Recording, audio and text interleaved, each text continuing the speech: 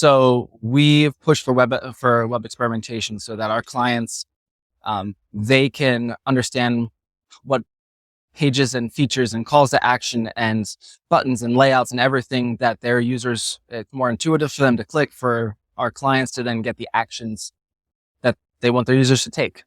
So ultimately drive additional conversions through minor changes and experimentations through the optimized web experimentation platform. Particularly well, integrations and kind of playing friendly with others in the sandbox. It has, if you search for any type of technology and Optimizely, there's some sort of, yeah, we have a connection for that, or yep, we work with that. We have an integration built in. So its ease of adoption is very good, as well as it's intuitive. You don't need, for this, really don't need a lot of coding backgrounds or a ton of dev resources, especially on the web experimentation side. Yeah. I think just overall education that there's more than web experimentation. So I think that's, Optimizely was first known for just A/B testing. Serve two different experiences. Which one performed better? Great. And continue with testing. But now with their CMS platform and their commerce platform, and just they've expanded a lot. I know that there's almost an education gap in all that it's not just web experimentation. There's a lot more that this does, even down to hosting. So I think there's almost an education gap that people go, I didn't know Optimizely could do that. I didn't know I could use them as a solution for that. 10. Well suited. You have a team that wants to run hundreds of tests. This platform can take that. Also, especially on e-commerce, it's very easy because of the faster sales cycle. Someone's on your site, they're ready to buy something. It's a $20, a $50, $100 product. Great. It's easiest for that because you see the results of it faster. So there's less of a, when are we going to see the results of this? Especially if you have a lot more traffic, because then you can, if your site has more traffic, you can run tests faster with statistically significant results, and then say, all right, we know which option to pick based off of it performing better than this other one. Let's keep moving forward with additional tests. For ones that it might not be the best fit, smaller, medium-sized businesses who are extremely budget conscious, maybe, who don't have a lot of website traffic, because then they're going to struggle with being able to perform experiments in a faster cycle. So it's going to take longer to see results, longer to see the impact of the software. Hotjar, that's more so on what are the actions people take and seeing the clicks that they take on your site, and heat mapping versus A/B testing, but I guess it's more of a complementary tool.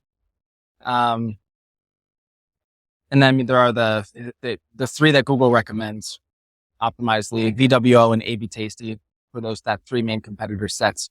But typically we only recommend Optimizely at the moment, assuming that the sites kind of meet the qualifications that I talked about. A lot of traffic, a team there to input to continue to drive testing, a good testing culture. Like you're reading my emails right now. So for this one, the ease of implementation with GA4, the integration with GA4, then for that also, their ability to have flickerless tests. The user doesn't know they're part of a test. Also, their ability to separate tests to say, if the user starts engaging in one version of the website or one testing environment, if they click the back button, like let's just say like the homepage is one way and then there's a big change in the homepage for another way, they're not suddenly included in a second test that confuses them as a user. So it kind of keeps all users that are in a testing environment in that same one, versus suddenly ending up in multiple testing environments that could confuse them or potentially not let them take the actions that the customer wants them to take. So Optimizely specifically can keep that kind of one track testing environment for specific users. Also, it's easy to scale. If you need additional tests, basically you need to expand your testing. It's easy to add on. So that's to your budget to test. There's no additional contracts or anything like that. And the other part is, I think the integrations, they have wildly more integrations with everything from GA4 to Klaviyo to you name it. There's a page that talks about the integrations and documentation on how to do that. So you can almost look at your tech stack and see easily how you can onboard web experimentation to fit seamlessly into what you're already doing without having to, rip out part of the engine. Yes. So the ease of implementation, this can get up and start running with web experimentation within 2 to 3 weeks of signing a contract. 2 to 3 weeks, it's up and running. So very short implementation time. The ROI is a very simple one where your current web traffic, your current conversion rate, average order value or average action value, and then you have that large number. With this, you can understand, all right, what is the average person sees a 5% increase in overall revenue? So you can kind of back this into just a basic math of 1 + 2 + 3 = 4. And it's just really easy to understand. Anybody at any level in the organization can look at it and say, that makes sense. It's not, we're going to put up a billboard. Well, what are we going to get for it? It's really a one-to-one understanding and very simple to understand the ROI impacts once you start running tests. Great.